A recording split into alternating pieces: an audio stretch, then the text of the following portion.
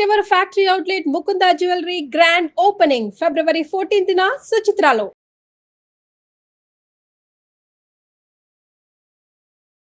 నమస్తే అమ్మా. నమస్తే అమ్మా. అమ్మా, సమ్మర్ వచ్చేసింది. అవును.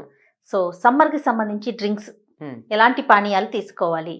ఎందుకంటే దాహం దాహం వేస్తూ ఉంటుంది, వేడి చేసిందన్న ఒక ఫీలు ఎక్కువగా మనకి చెమట రూపంలో వెళ్ళిపోతూ ఉంటుంది కదమ్మా. ఎన్నో అసలు నీళ్ళే తాగాలనిపిస్తుంది, అన్నం తినబుద్ధి కాదు, పొట్టంతా నిండిపోతుంది నీళ్ళతో. యు హైడ్రేట్ హైడ్రేట్ హైడ్రేట్ అని చెప్తూ ఉంటారు డాక్టర్లు. అవును, మనం మంచినీళ్ళు తాగు మంచినీళ్ళు తాగు మంచినీళ్ళు తాగు అంటూ ఉంటాం. అవును. మంచినీళ్ళు ఒక్కటే కాదమ్మా, మంచినీళ్ళు తాగితే ఏమవుతుంది? చెమట పడుతుంది. చెమటలో ఏమవుతుంది? శరీరంలో ఉన్నటువంటి లవణాలన్నీ బయటకు వచ్చేస్తాయి, కోల్పోతాం. అందువల్ల మనం అందుకు గమ్మత్తు ఏంటంటే ఊరగాయలు వచ్చే ఋతువు కూడా ఇదే. అందువల్ల కాస్త ఊరగాయ ఇష్టపడి వేసుకుని మామిడికాయ, అదే ఆవకాయ కానీ మాగాయ కానీ లేదంటే మామిడి పళ్ళు కానీ ఇవి వేసుకుంటే అందులో కాస్త ఇవి ఉంటాయి, ఈ నీళ్లు ఆ నీళ్లు కలిసి బయటకు పెడుతూ ఉంటాయి. ఇది మామూలు. అయితే శరీరానికి తగినటువంటి ఆ వేడి అనేది చేయకుండా, ఈ వేడి అన్నది కూడా రకరకాలుగా ఉంటుంది ఆయుర్వేదం ప్రకారం చెప్తే. మనం మామూలుగా అనుకునేది అనుకుందాం అనుకోండి, కాస్త కళ్ళు మంటలు ఇత్యాదులు వాటి వల్ల అట్లా ఉండేటటువంటి తగ్గడానికి మన పూర్వకాలం ఇంటికి ఎవరన్నా వస్తే కాస్త దాహం పుచ్చుకుంటారా అని అడిగేవాళ్ళు. అవునమ్మా, ఆ పదం విన్నారా మీరు? విన్నాను. దాహం పుచ్చుకుంటారా ఏమిటి? దాహం వేస్తుంది, దాహం వేస్తే దాహాన్ని పుచ్చుకోం కదా. అంటే దాహాన్ని ఉపశమింపచేసేటటువంటిది ఒకే ఒక్కటి ఉంది, అది మీకు ఇస్తాను, తీసుకుంటారా, దాహాన్ని తగ్గించుకుంటారా అని అడగడం అనమాట.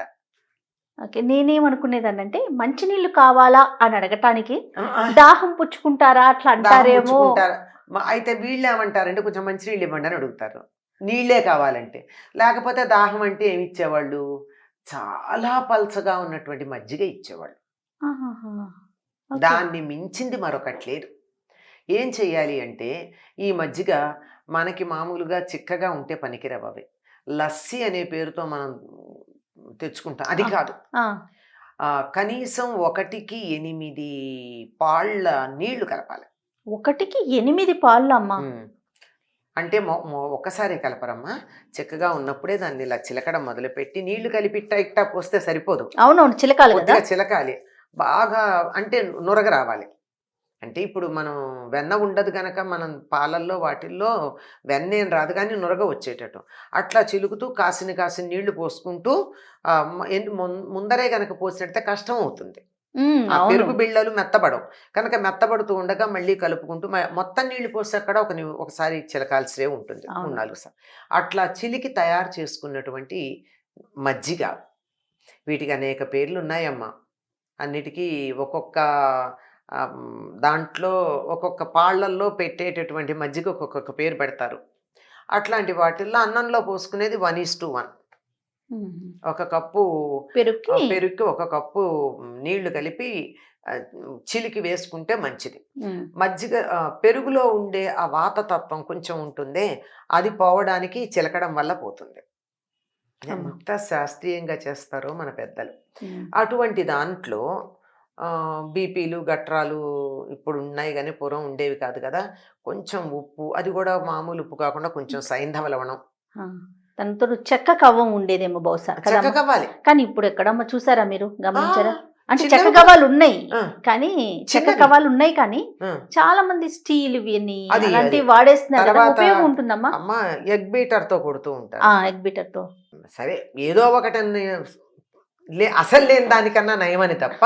వీలైతే చెక్క కవ్వం. మరి ఆ మాటకు వస్తే కుండ కావాలి. ఓహో, కుండ ఉంటే మరీ మంచిది. సూపర్. ఇప్పటికి కూడా చాలా మంది పాలు దేంతో కాచినా, యాక్చువల్గా పాలు కూడా కుండతో కాస్తే మంచిదే. దేంతో కాచినా తోడు పెట్టేటప్పుడు కుండలో వేసి తోడు పెట్టేసి మూత పెట్టేసుకుంటారు. ఇప్పటికీ ఉన్నాయి. అవునవును, చాలా మంచిది. అందులో వేసవి కాలంలో ఇలా చేసిన దాంట్లో కొద్దిగా సైంధవ లవణంతో పాటుగా జీలకర్ర పొడి, ఇష్టమైతే కొంచెం వేయించుకుంటే ఇంకా బాగుంటుంది.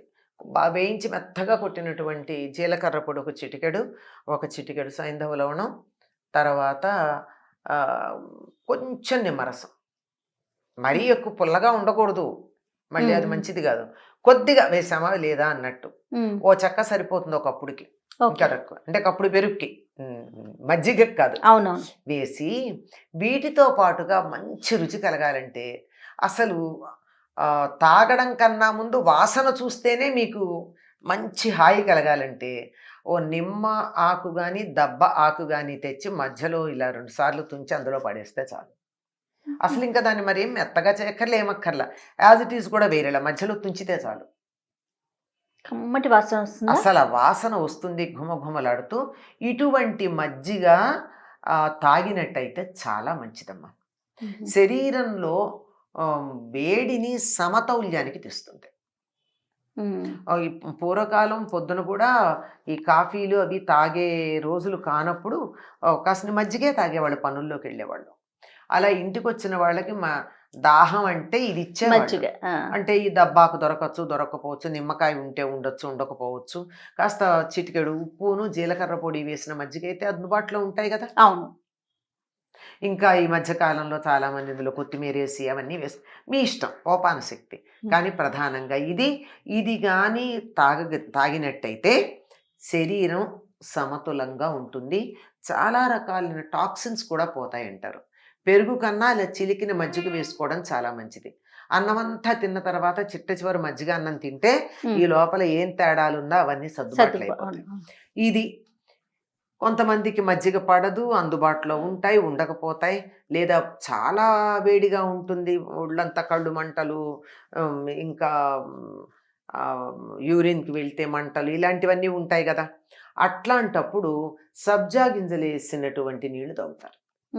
సబ్జా గింజలు తెలుసు కదా, రుద్రజడ చెట్టు నుంచి వస్తాయి, చిన్న చిన్న ఇంత నల్ల గింజలు ఉంటాయి. అవి అలా నీళ్లలో వేసేసి 9కో 10కో వేసామనుకోండి పొద్దున పూట, మధ్యాహ్నం సమయానికల్లా గంటన్నరలో అవి ఇంతలాను ఉబ్బుతాయి. అవును. అవి ఆ నీళ్లతో పాటు తాగేయడం. పిల్లలు తాగడానికి ఇష్టపడరు, అందుకని పై నీళ్లు తాగేసి అడుగుని దాంట్లో కొంచెం చిటికెడు పంచదార వేసి మింగమనేవాళ్ళు. ఇష్టమే, కానీ తాగమంటే పంచదార వేస్తారని అడుగుతారు. ఇప్పటికీ పల్లెటూళ్ళల్లో మీకు పుల్లైస్ వస్తుంది కదా, ఆ పుల్లైస్లో సబ్జా గింజలు వేసినవి దొరుకుతాయి. తప్పనిసరిగా పిల్లలను ఇది శరీరంలో ఉన్నటువంటి వేడిని పూర్తిగా తగ్గించటంతో పాటు కిడ్నీలని క్లీన్ చేస్తుంది. సబ్జా గింజలమ్మా వేడి చేసి బాగా యూరినేషన్లో మంట ఇలాంటివి ఉంటాయి కదా, అట్లా ఉన్నప్పుడు యూరినరీ ట్రాక్ ఇన్ఫెక్షన్ వచ్చినప్పుడు కూడా ఈ సబ్జా గింజల నీళ్ళు తాగితే బాగా తగ్గుతాయి. ఇవన్నీ ఇవేమీ వైద్య శాస్త్రం చదివి చెప్తున్నటువంటి మాటలు కాదు, ఇంట్లో పెద్దవాళ్ళు చేసి ప్రాక్టికల్గా ఉన్నవి. వాళ్ళు ఎందుకు చేశారంటే ఆయుర్వేద వైద్యుల దగ్గర తెలుసుకుని తమ ఇంట్లో ఉన్నటువంటి వాళ్ళతో చేయడం. అట్లా కాక ఇంకా బాగా వేడి చేసింది అని అనిపించినట్టయితే ఈ సగ్గుబియ్యం జావ కూడా మజ్జిగ వేసుకుని, మజ్జిగలోనమ్మా మజ్జిగ వేసుకుని తాగాలి. పాలు వేసుకుంటే చలవెట్లా చేస్తుందమ్మా? ఉట్టి నీళ్ళల్లో కూడా బెల్లం వేసుకొని తాగుతారు కదమ్మా కాసుకొని, అంటే అలా కూడా తాగొచ్చు. మజ్జిగ ఎట్లాగమ్మా? మజ్జిగలో నానబెట్టుకోవాలి ముందుగానే కాదమ్మా, ఉడకబెడతారు కదా, సగ్గుబియ్యం ఉడకబెడతారు, ఉడకబెట్టాక చల్లారుతుంది, చల్లారిన దాన్ని మజ్జిగ వేసుకుని తాగేస్తారు. ఉప్పు వేసుకోవాలా లేకుంటే షుగర్? మజ్జిగ వేస్తే షుగర్ వేసుకోగా, మజ్జిగ అంటే ఉప్పే. బీపీ సమస్య ఉన్న వాళ్ళు ఉప్పు వేసుకోకండి, బానే ఉంటుంది మజ్జిగ. అవునమ్మా, నేను ఎప్పుడు వినలేదమ్మా ఇది. మజ్జిగ ఉప్పు లేకుండా మజ్జిగ తాగే వాళ్ళు కూడా ఉన్నారు. ఉప్పు లేకుండా తాగుతాము. ఇప్పుడు బయటికి వెడుతున్నారు పిల్లలు, బాగా ఎండలో వెళ్ళాలి, వాళ్ళు అలసిపోతారు, ఏదన్నా కావాలి, ఏం చేయొచ్చు? హాయిగా ఒక టిఫిన్ డబ్బాలో సగానికన్నా తక్కువ పాలు కొంచెం నీళ్లు వేసి దాంట్లో గుప్పెడు సగ్గుబియ్యం వేసి ఉప్పు వేసేసి తిరగమూత కూడా పెట్టేసి మూత పెట్టేయండి, డబ్బా ఇచ్చి పంపించేయండి, గట్టిగా మూత పెట్టి. ఓ 3-4 అవర్స్ అయ్యేటప్పటికి సగ్గుబియ్యం అంతా ఉబ్బి అది తోడు పెట్టాలి. తోడు పెడితే చక్కగా పెరుగులాగా గట్టిగా తయారవుతుంది, ఒక కేక్ లాగా. ఎంత బాగుంటుందో తినడానికి. రాత్రి పాలల్లో సగ్గుబియ్యం వేసేసి తోడు పెట్టేయండి, ఓకే, తోడు పెట్టేసేయండి. పొద్దున కావాలంటే దాంట్లో కాస్త తిరగమూత ఉప్పు వేసుకోండి, ఆఫీస్కు తెచ్చుకోండి. ఎంత రుచిగా ఉంటుందో, ఎంత చలవ చేస్తుందో. అంటే సగ్గుబియ్యం పాలల్లోనే నానుతాయి, అంటే చిక్కటి పాలు కూడా ఉండాల్సిన పని లేదు, కొంచెం పాలు కొంచెం నీళ్లు కూడా కలపచ్చు. అద్భుతమైనటువంటిది చలవ చేసేటటువంటి పదార్థం. ఓకే అమ్మా, బాగుందమ్మా ఐడియా, ఆ? చాలా బాగుంది, మంచి చిట్కా చెప్పారు. ఇది ఎంత మంచి టిఫిన్ ఆ, స్నాక్, అద్భుతమైనటువంటి స్నాక్. ఎక్కడికైనా పట్టుకెళ్ళేది, పిల్లలకు కూడా వెరైటీ ఉంటుంది, ఇప్పుడు అది పెరుగు అవుతుంది కదా. పెరుగు అవుతుంది. ఆ సగ్గుబియ్యంతో పాటు అది అవి సగ్గుబియ్యం ఉబ్బుతాయి, తోడుకుంటుంది, పెరుగు అవుతుంది. దాన్ని అట్లా డైరెక్ట్ గా తినేయటమే. డైరెక్ట్ గా తినేయడమే. ఓకే. పైన తిరుగుమత పెట్టండి. పిల్లలు అనుకోండి, ఆ, మీ ఓపాన శక్తి దాని మీద పైన పెట్టేటటువంటి డ్రెస్సింగ్ మార్చుకోండి. ఓకే. ఓ రోజు క్యారెట్ వేయండి, ఓ రోజు ఇంకేదన్నా వేయండి, లేదా ఆనియన్ అయితే ఉల్లిపాయ అయితే వేయించాలి కదా, పచ్చిది అవునవును, బాగుండదు. అవునవును. కాస్త తిరగమూతలో ఉల్లిపాయ వేయండి, ఓ రోజు కొత్తిమీర వేయండి, ఓ రోజు పుదీనా వేయండి, మీ ఇష్టం. ఆ, ఎంత అద్భుతమైనటువంటి స్నాక్ చూడండి. సరే, సూపర్ అమ్మా, ఎక్కడికైనా వెళ్ళేటప్పుడు అలా చాలా చేసుకుంటుంది. బాగుంటుంది. ఆహా, ఉమ్. ఓకే అమ్మా. ఇంకా అమ్మా? చాలా వేడిని ఉన్నదున్నట్టు తగ్గించి మేహపు ఉడుకు అనో పదం చెప్పేవాళ్ళు పూర్వం. అంటే లోపలే ఉంటుంది. అదేమిటంటే ఈ మన కుక్కర్లు వచ్చాక కష్టం, కానీ ఎలక్ట్రిక్ కుక్కర్ ఉంటే పర్వాలేదు, లేదా నేరుగా వండుకుంటే పర్వాలేదు. అన్నం ఉడుకు పడుతూ ఉంటుంది, పూర్తిగా ఉడకకూడదు. జస్ట్ ఇలా పొంగడం మొదలు పెడుతుంది, కొత్త కొత్తలాడుతూ ఉంటుంది, గంజవ్వకూడదు. అట్లా ఉన్నప్పుడు ఆ పైన ఉన్నట్టు కొంచెం ఎక్కువ నీళ్లు పెట్టి అన్నం పెట్టి ఆ పైన ఉన్న నీళ్లు తీసి పక్కన పెట్టేయండి, గరిటతో తీసేయండి. వంచగలిగితే గిన్నెతో ఉంచండి, అంతే. వాటిని అలాగే ఉంచండి, చల్లారు పెట్టండి. చిట్టుడుకు నీళ్లు అంటారు వాటిని. చిరు ఉడుకు చిట్టుడుకు అంటే పూర్తిగా ఉడికింది కాదు, కొద్దిగా ఉడకనట్టు ఉంటుంది. మేము చిన్నప్పుడు అనుకునేవాళ్ళం, వ్యాకరణం తెలియనప్పుడు చిట్టు ఉంటుందేమో అందులో అని. చిట్టు అంటే తెలుసు, చిట్టు, తౌడు, ఊక, ఇవన్నీ బియ్య పొరలు కదా, చిట్టు అనుకునేవాళ్ళం. చిట్టు కాదు అది, చిరు ఉడుకు, చిట్టి ఉడుకు. అలా దాన్ని అలా పెట్టేసి పిల్లలకి కానీ అందులో చిటికెడు ఉప్పు, కాస్త మజ్జిగ కలిపి ఇవ్వండి. అసలు శరీరంలో ఎటువంటి వేడి ఉండదమ్మా. చంటి పిల్లలకు కూడా ఇస్తారు దాన్ని. అన్నప్రాసన చేయకముందు పిల్లలకు కూడా ఇస్తారు. ఎందుకంటే అన్నం ఉడకదు కాబట్టి కొట్టి నీళ్లేగా, అది చల్లారాలి, వేడిగా పనికిరాదు. బాగా ఉడుకు పడుతూ జస్ట్ వేడెక్కాలంతే, ఉడుకు మొదలు పెట్టాలి. అట్లా తీసి దాన్ని, లేదు పెద్దవాళ్ళు కావాలంటే అందులో కొంచెం చల్లారాక నిమ్మరసం పిండుకోవడం కానీ, లేకపోతే మజ్జిగ వేసుకోవడం కానీ వేసుకుని తాగొచ్చు. చాలా చలవ చేస్తుంది అది, బ్రహ్మాండమైనటువంటిది. ఇంకొకటి ఏమిటంటే, చిన్నపిల్లలు ఉన్నారు ఇంట్లో, పసిపిల్లలు, ఇంకా అన్నం అది తినడం రాని వాళ్ళు, అట్లాంటి వాళ్ళు కనుకున్నట్టయితే పొద్దున పూట ఒక ఖర్జూర పండు నానబెట్టి దాన్ని కొట్టేసి కడిగేయాలి. ఎందుకంటే దానికోసం దుమ్ము ఉంటుంది. ఆ ఖర్జూర పండు కచ్చాబచ్చాగా కొట్టి 2 ద్రాక్ష పళ్ళు కలిపి గోరువెచ్చని నీళ్లు దాంట్లో పోసేసి పెట్టేయాలి. అమ్మా, మధ్యాహ్నానికి 3 గంటలకు అవి మెత్తగా అవుతాయి. ఆ నీళ్లు పిల్లలకి, ఆ 2 కలిపిన నీళ్లు, నానిన నీళ్లు, అడుగున అది తినలేరు కదా వాళ్ళు పాపం, ఆ నానిన నీళ్లు పిల్లలకు గనక పట్టించినట్టయితే ఎండ దెబ్బ తగ్గుతుంది వాళ్ళకి.